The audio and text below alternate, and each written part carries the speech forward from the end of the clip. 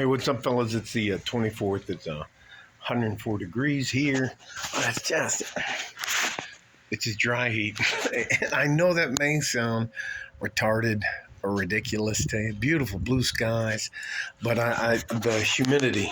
And I'm going to tell you a cautionary tale because I got a phone call from a guy I used to know in the military, and he was what I would call a tier one operator. Now, that may not mean anything to you, but there's a lot of guys out there who pretend that they're, well, here, I can't, all right, let me go back just a little bit more and tell you something. When I was in the United States Army,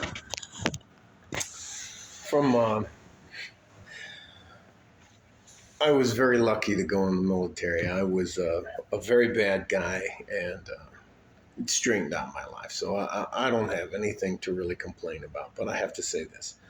When I got hurt, anyways, so I decide that I want to make money. I mean, I was delivering pizzas, anything you could fucking think of, side hustles.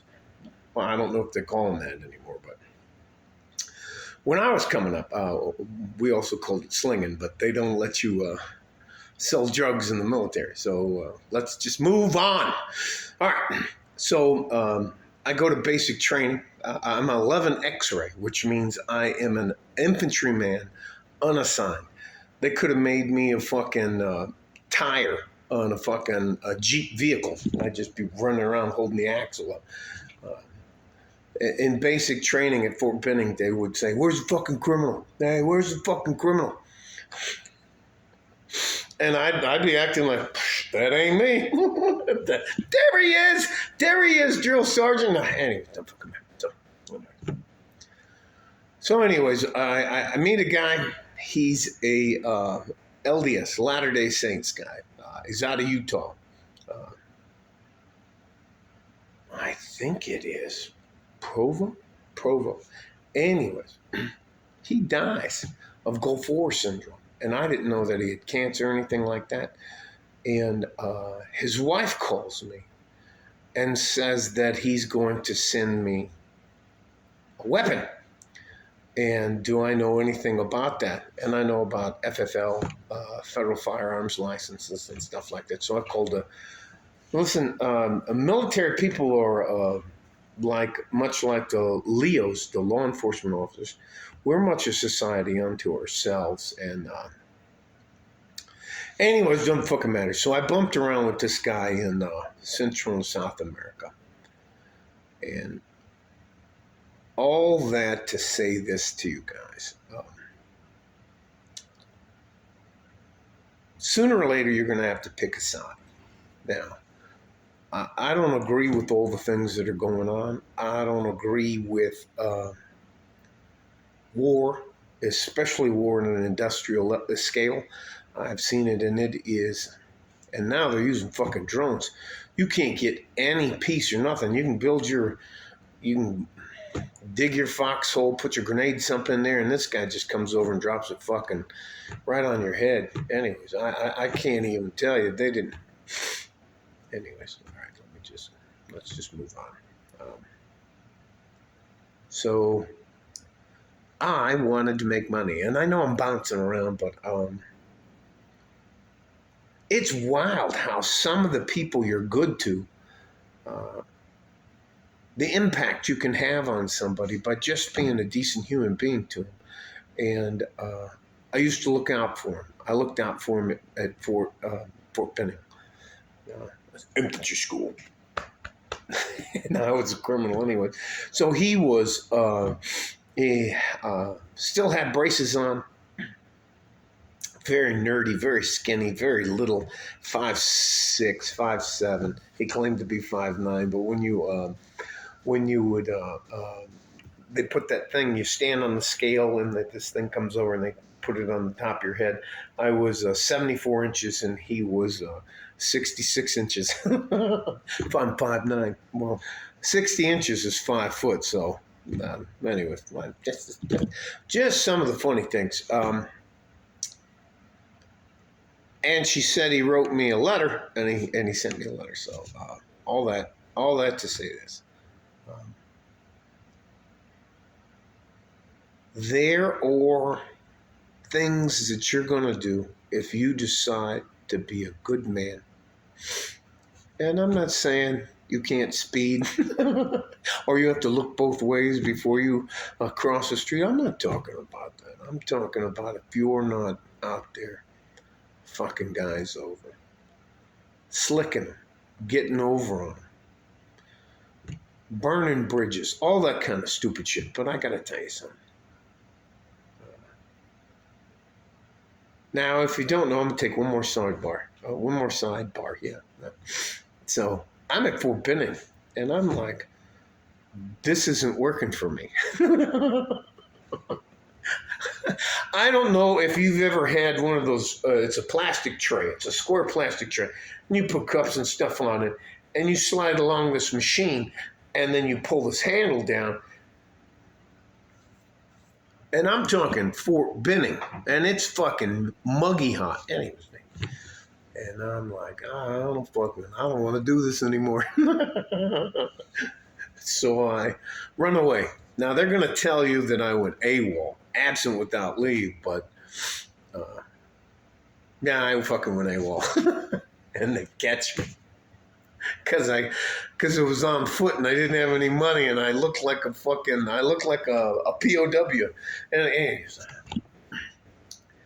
And I go, and I've just had enough. And I don't know if you guys do the same thing and they take me in. The MPs are taking me out. I'm like, F you guys. I don't effing care. You can't do anything to me anyways. Get the death sergeant comes down and he's like, what did you just say? Are you trying to disrespect me in front of my soldiers? And fucking he's ragdolling me around like that. And they're like, Sergeant, stop. And anyways, my eyes are about to, anyway. I'm getting off on the thing and I'm going to get to the point.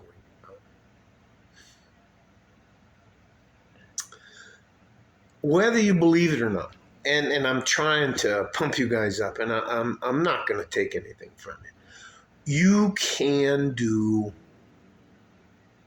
little things that are kind to your fellow good average man that can have a far greater impact on them than you may not realize. Now, I never realized that. This guy was smaller and skinnier than I was. And I knew I couldn't take advantage of him because he dealt. Anyway, so I decided, if somebody was fucking with you too much, I'd say, hey, man, chill out. Give a fucking break. Anyways. And evidently that had a lot bigger impact on his life than it had on my life. And it's both tragic that he passed away. I'm 57 and he was 53. I can't believe all the guys I was bumping around with we're all in our 50s now.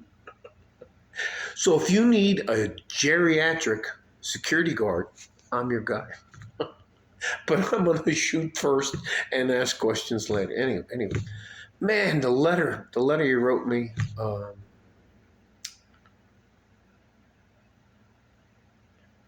I will tell you this. It's important that we look out for each other. And I'm not talking to you Tyrone, Chad, or all you fucking Uber, 1%, 5%. I don't know. I'm not talking any fucking. I'm talking to the good, average, hardworking man. Whether you believe it or not, maybe splitting your sandwich in half, pouring. You could have one cup of coffee for yourself, or you could split it in half and share it with somebody.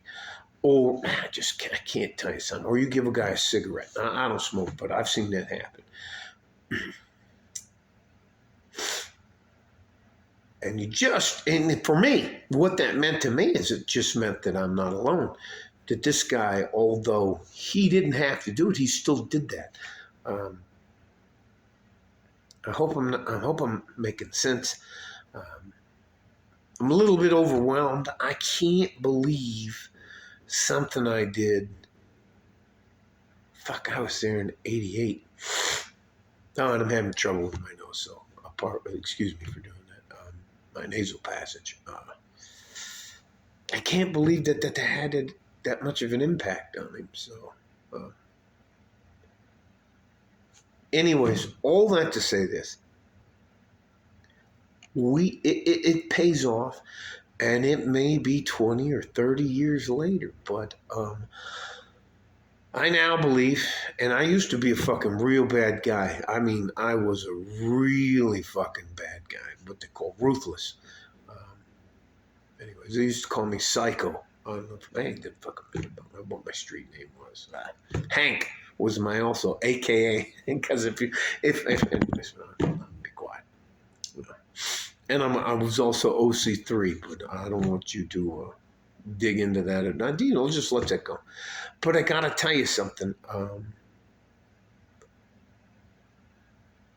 The guys that are flashy, the guys that have to have the car and the clothes and all that kind of stuff. The guy that's not going to get up at 4:30 in the morning because he doesn't want to be late. The truck's got to be ready.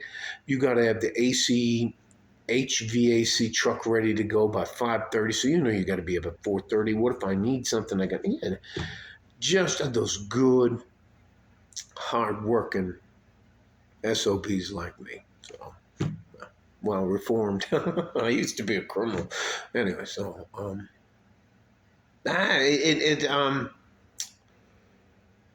it was sad, but it was very nice, and I would rather, if I know you, and if I get to know you, and something happens to you and you pass away, I would rather celebrate your life than bemoan your passing.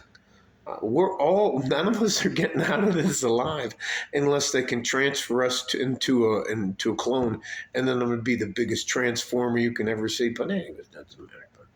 But, in the meantime, whether you believe it or not, being kind can have a profound effect, and that will be the gist of this video.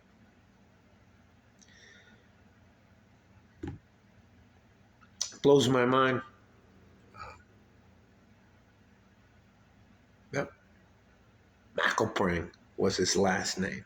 McElprang. Anyways, so David McElprang. So, anyways, crazy. Anyways, so how we parted ways is because I was more concerned about making money than anything else. For Benning, you can go to airborne school. That pays a little bit extra money.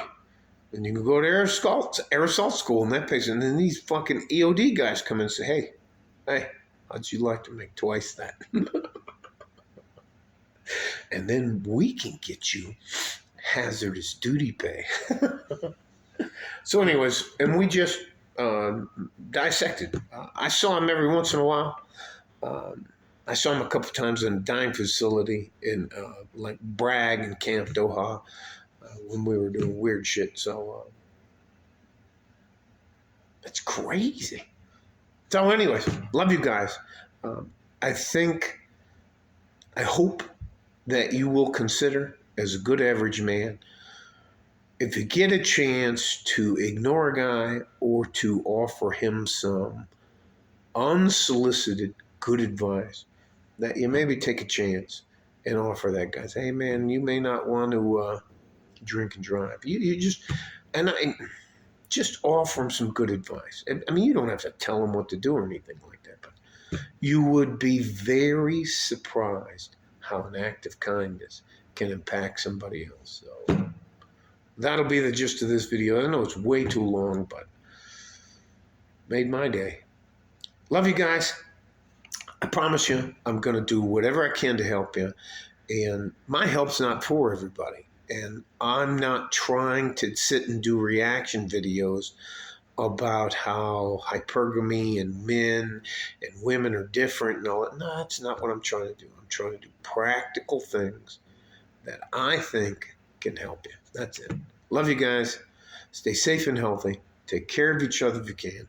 And if you can't, take care of yourself. We need you far more than you need us. Like a fort in a G string from West Texas, El Paso. I'm out of here. Bye-bye.